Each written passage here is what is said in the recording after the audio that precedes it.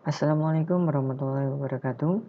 Semangat pagi, pagi, yes.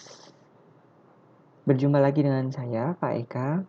Hari ini kita akan belajar mengenai turunan fungsi trigonometri. Yang mana ini adalah materi kelas 12 mata pelajaran matematika peminatan ya.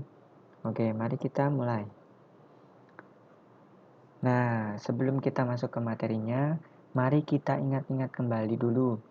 Apakah itu turunan? Sebenarnya turunan kalian udah pernah ya di kelas 2 ya, nanti bisa dibuka-buka kembali.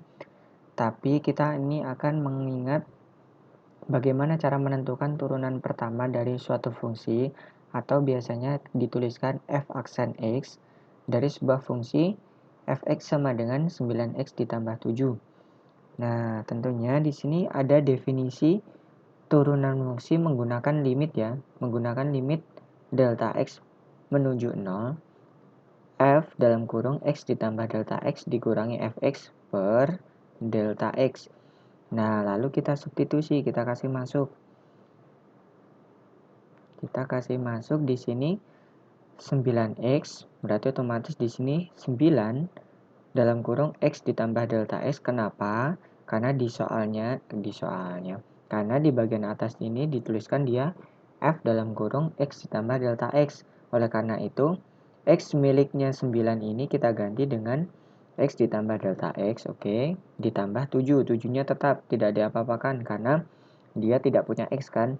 Nah, lalu dikurangi dengan fx. Fx-nya dia tidak berubah apapun, berarti dikurangi, jangan lupakan dalam kurung ya. Berarti dikurangi dalam kurungnya tetap, lalu 9x ditambah 7. Lalu tinggal kalian kali masuk satu per satu. 9 kali x, 9 kali delta x seperti biasa ya. Yang ini juga negatif dikalikan 9x, negatif dikalikan positif 7. Hasilnya nanti didapatkan 9 delta x per delta x. Yang mana di sini delta x-nya bisa kita sederhanakan hingga bersisa 9 saja. Oke, masih ingat ya? Kita lanjut.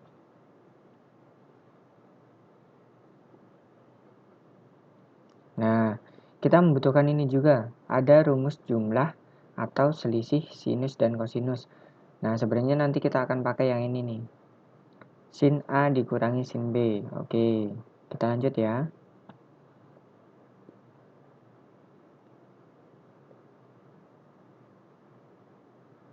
Nah, tentukan turunan pertama atau fungsi f aksen x dari fungsi berikut. Jadi, kita akan menggunakan fx sama dengan sin x. Kenapa menggunakan sin?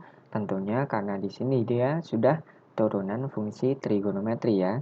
Jelas, berarti nanti dia sudah menggunakan sin, cos, atau tan. Tapi di sini saya mengambil contoh sin saja.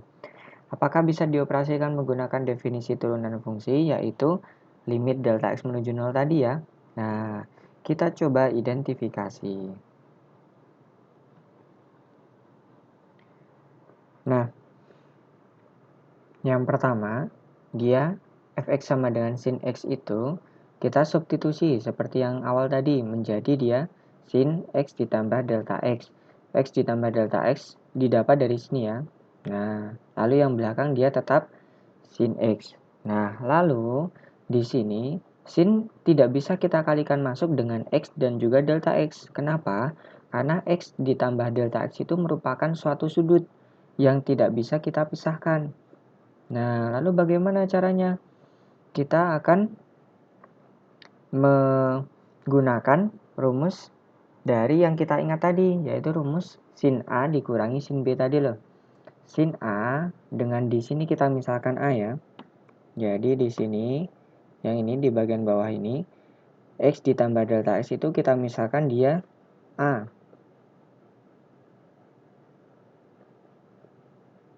Wah, maaf ya tulisannya agak jelek.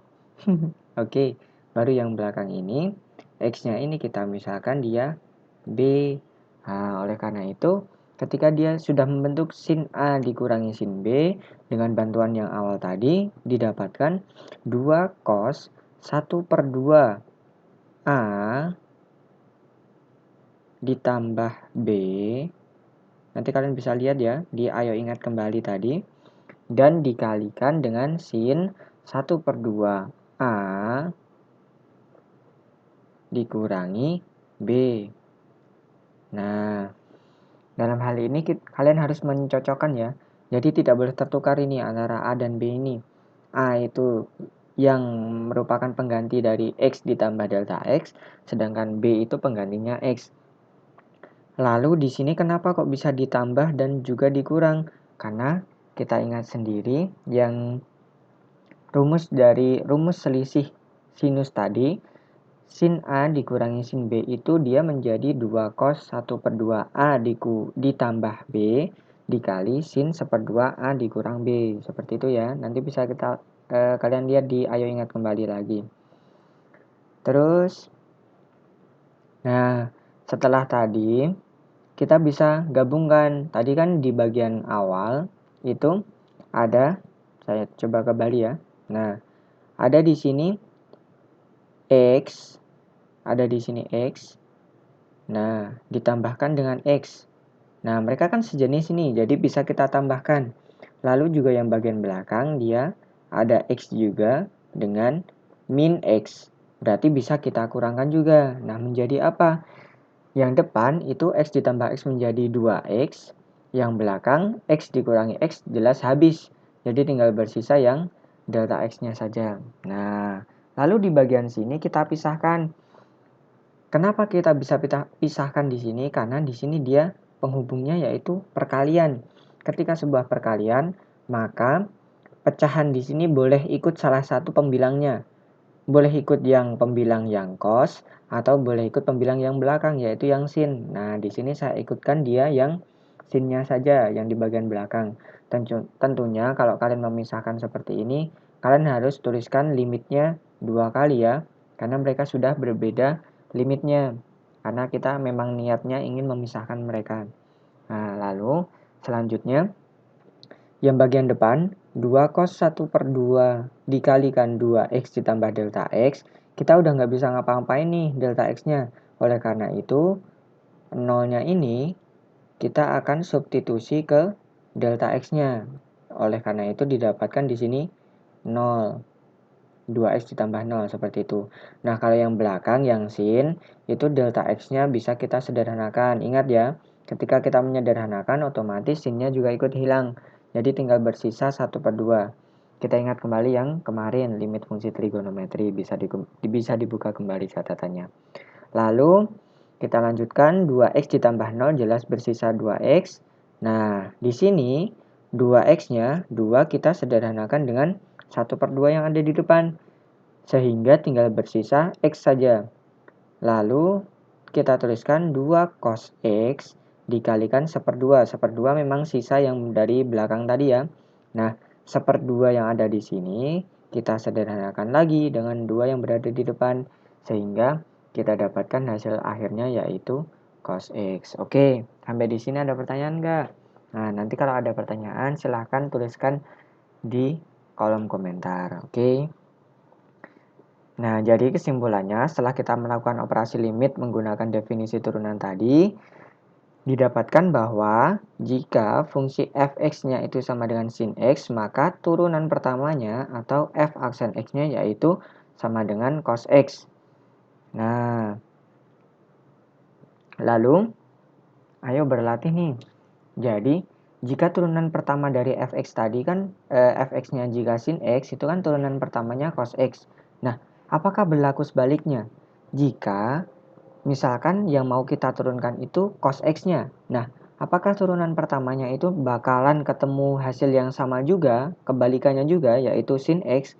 Nah, kalian harus cari tahu ya. Nah, nanti kita akan bahas di pertemuan selanjutnya. Oke, sedikit kata-kata motivasi dari saya. Tidak ada kesuksesan tanpa cucuran keringat dan air mata. Oke ya, sekian dari saya.